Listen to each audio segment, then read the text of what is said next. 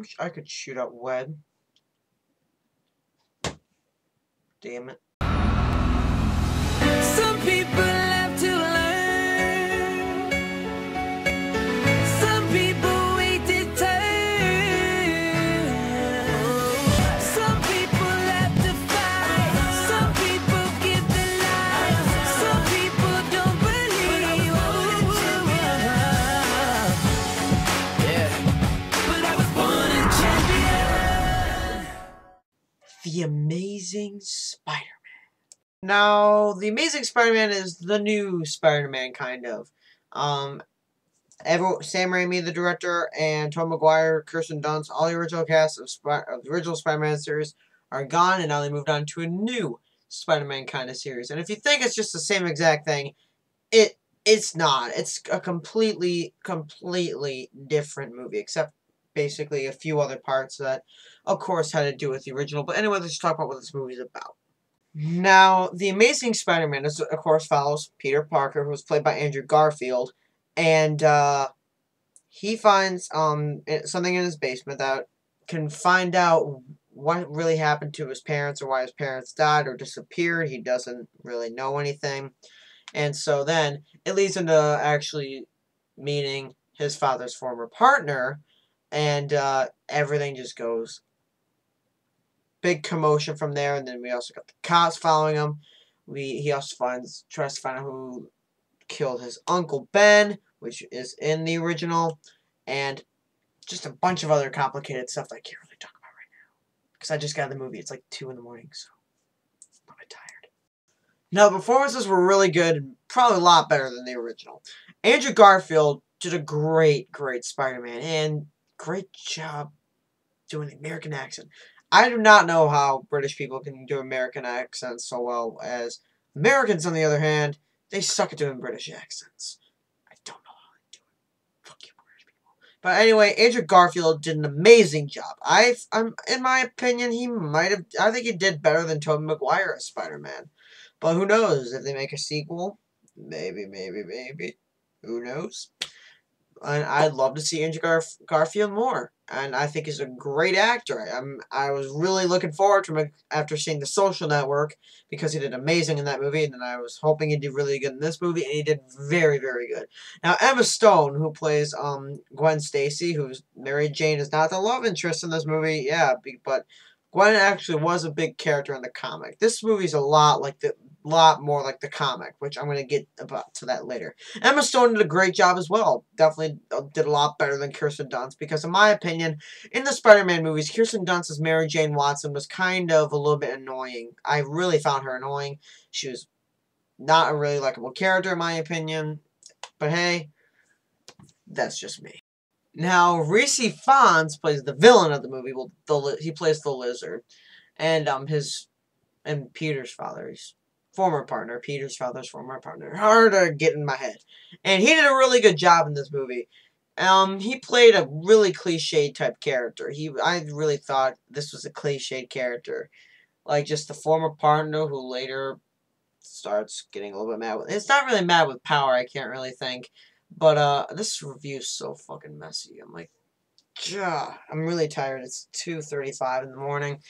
And, well, it just transforms into a lizard and that kind of thing. And also, Denis Leary's in this movie, which I found very shocking because Denis Leary's a stand-up comedian. He's a very funny comedian. If you haven't seen his stand-up work, you should because he's really funny. I am a huge Denis Leary fan, so I was really excited to see him in this movie. And he did a great job, surprisingly. He did a great job, which I was really surprised by. And the aunt and uncle, I'm surprised that they agreed to be in this. Martin Sheen and Sally Field were the aunt and uncle. They both did a phenomenal job with their performances, and I loved Martin Sheen as Uncle Ben. A lot of people thought he was a little bit more unlikable than the Uncle Ben. I could see that because he was, like, yelling and all that stuff, but hey, he's trying to look out for Peter. He was really mad about some other thing that I don't want to spoil for you. And Sally Field did a good job as her character. Her character kind of pissed me off a lot more than the original aunt did, but hey, maybe that was her job because, hey, it's not what she does. It's not what she says. It's what the script says. Now let's just get on to what I did like and what I didn't like about this movie. Now, for what I did like about this movie is really action-packed. It's got great action in this movie. It's a lot better than the last couple Spider-Man movies. Well, mainly just 3, because 3 wasn't as good as the first 2 Spider-Mans. But hey, I still like Spider-Man 3. A lot of people hate it. I think it's good. I think it's good entertainment. Shut up. But anyway, it's got great action. And also, this movie is visually stunning. I love the special effects of this movie. It might get a nomination for an Oscar. It might not. Highest chances it probably won't. But just still, you gotta give credit to the special effects people because they did a great job with the effects. And also, this movie was actually pretty funny. That's some really good comic relief to the film.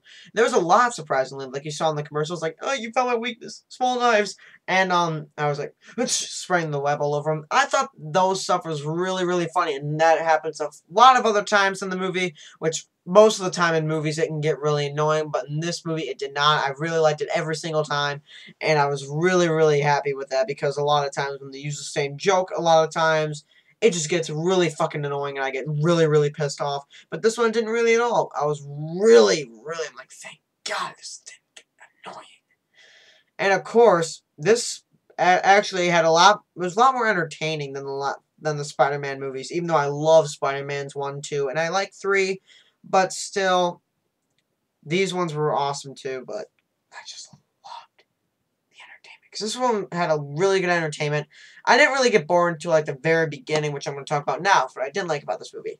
Now, for what I didn't like, just what I think. I think it took a little bit time to get to the whole Spider-Man part. I think it took a little bit too long.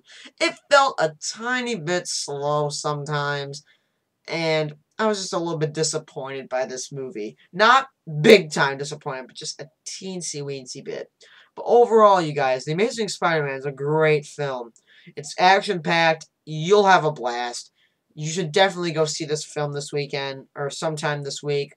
See the 4th of July with a bunch of your family.